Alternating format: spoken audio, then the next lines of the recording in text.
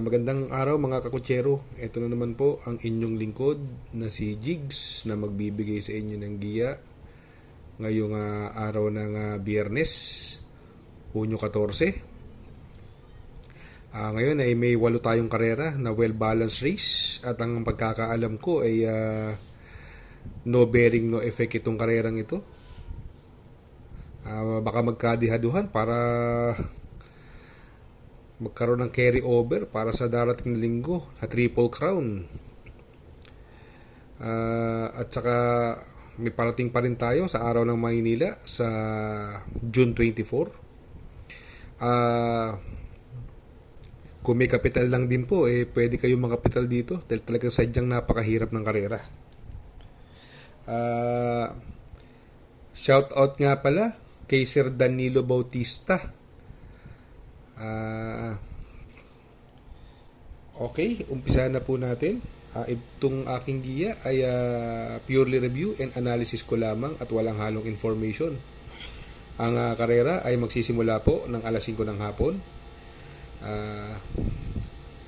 Race number 1, Pilracom Rating Based Handicap System Race, Class 5, 6 to 10 split. Distance is 1200 meters. Dito po, magsisimula ang unang pick 5. May 7 kabayong tatakbo. Dito sa karerang ito, si Tiposi, saksakan na ng mababa. Ang gaang ng timbang, 50.5 kilos. Sakay ni Mr. Elos. Saksakan ng baba. Ang worry ko lang, napakaigsi ng karera. At yung numero niya, napakababa. Numero 1, baka hindi agad lumundag ng maganda.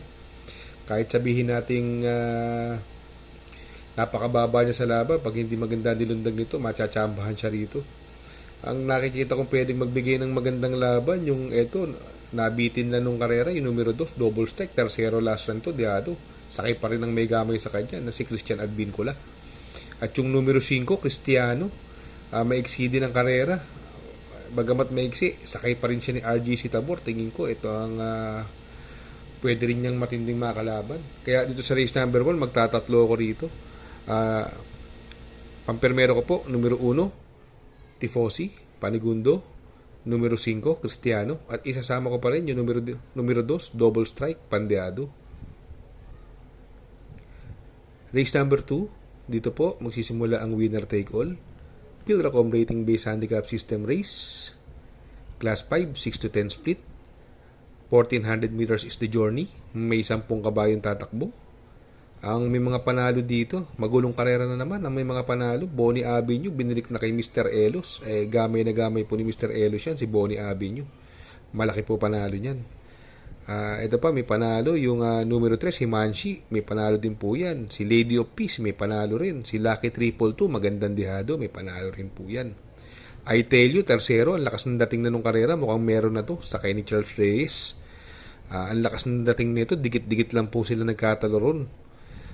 Tingin ko ito ang malalyamado dyan, si I tell you. Meron na po yan. Laguna de Bay, ito magandang dihado, nasakay ni Conrad Henson. At yung numero 9, si Noir, may panalo din po yan. Ang posibleng mauna rito, tingin ko pwedeng makasolo eri si Lady of Peace. At susundan lang po yan ni Bonnie Avenue.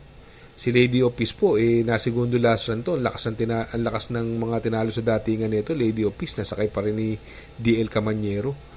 Kaya dito sa race number 2, tatlo pa rin ang pipiliin ko rito.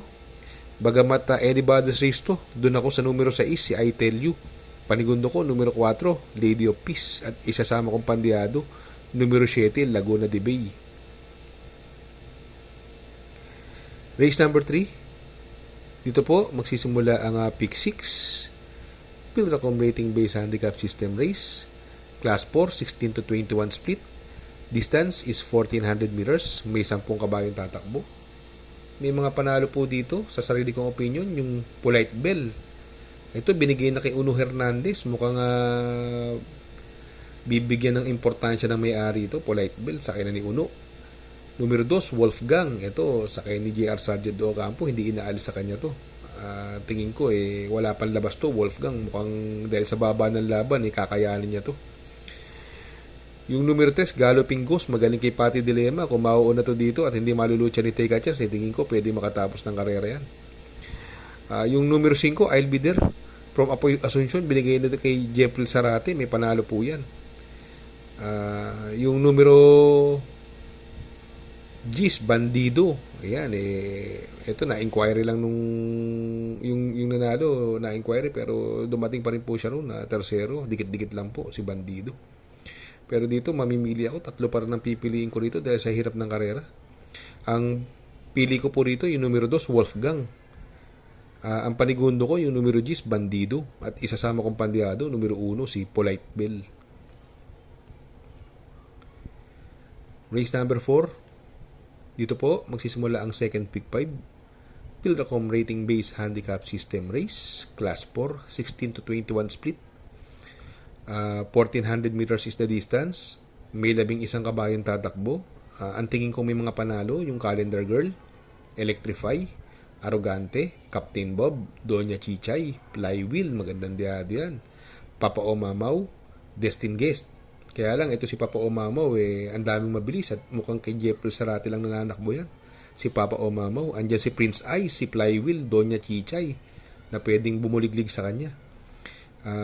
Ito, in Destin Guest, ito laging in the money, sakay ni Kelvin na bobo, baka ngayon na manalo to. Yung Arrogante, wag lang titingala, may tsamba rin to, dahil ito may pinakamalapit na aalis doon sa maglulutsahan. Pwedeng umalis po ito ng kwarto o pang quinto pesto si Arrogante at makapanood ng maglulutsahan, pwedeng mapabor. Yung Electrify naman, sakay pa rin ni JG Serrano, gamay niya po ito, humaba na ang distansya, mukhang pwede na siyang makarimate rito. Si Electrify, yung nasakay ni JG Serrano, magandang dihado po yan. Kaya dito sa race number 4, 3 pa rin ang pipiliin ko rito. Doon po ako, numero 11, Destin Guest. Panigundo, numero 4, Arrogante. At isasama kong pandiado, numero 2, Electrify. Race number 5. Dito po, magsisimula ang pick 4. Pilracom Rating Base Handicap System Race. Class 5, 5 placer. Full gate po tayo dito. May 14 na kabayong tatakbo but 13 in numbers. Dahil may coupled entry po tayo. Yung numero 1, si Happy Kid, coupled with Adorable Felicia. Dito, pwede rin magkadihaduhan sa karerang ito. Although ang tingin ko, mga malalyamado dyan, si Happy Kid, Rahabago. Yan po ang tingin ko mga horse to beat dyan. Ang magandang dihado po dyan, yan, si Lucky Fortune, si Laughing Tiger, Let It Shine, segundo to, lakas ng nilabanan nakaraan.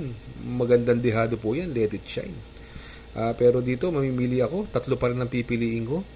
Doon ako sa numero 1, Happy Kid, coupled with Adorable Felicia. Gamay po ni NC Lunarian, si Happy Kid. Panigundo ko yung numero 2, si Rahabago.